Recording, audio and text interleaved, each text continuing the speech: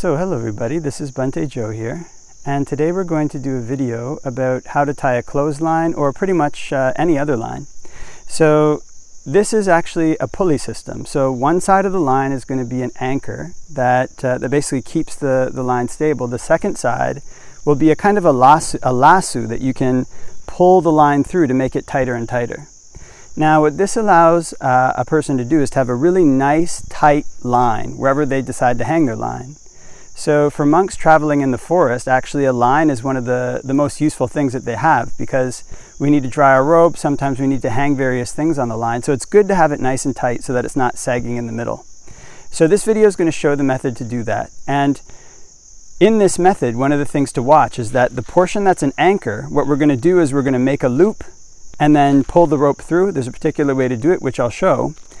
In the portion that's the anchor, the loop comes towards us. In the portion that's the lasso, the loop goes away from us. So that's the main thing, one of the main things to remember for this system. So let's take a look at how it's done. Here I begin the first loop by going under, then over, and then pulling the rope through. It needs to be done this way on this side. If I reverse it, the rope will bind in the wrong way, and it will not cooperate with the rest of the system. Once that loop has been made, I pass the other end straight through and tighten it until it is secure but still workable.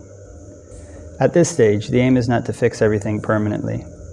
One simply wants the first side to hold its shape well enough for the rest of the line to be set. From there, I take the loose end and pass it through the loop that has already been prepared. Then I tighten it using the end that leads back to the other side. Once that's drawn snug, the anchor side is established and ready. Now we come to the other side of the rope around the tree. This is the side that will serve as the tightening side, so I leave enough distance from the tree to form the hitch properly, and enough slack to go back around the tree and finish the line cleanly at the end. On this side, when forming the loop, I go over and away. That direction matters. If it's made the wrong way, the loop will simply collapse when the slack end is pulled, and the tightening mechanism will be lost.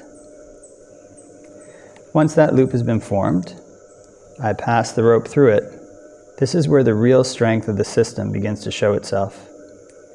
It is in this arrangement that allows a person to create a strong tension in the line without using anything complicated.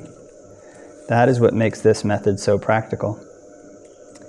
Now I set the distance from the tree and begin pulling the slack end. If enough length has been left, one can pull quite firmly here and bring a good deal of tension into the line. Even at this stage, one can already see the rope tightening and taking shape. So this method is very simple, but very useful. It gives a surprising amount of tension, and does so with little fuss. Once the line is tight, I take the remaining end around the tree and make a final securing loop so that the tension does not slip away again. Nothing elaborate is needed here. One is simply locking in what has already been achieved, and with that, the line is finished.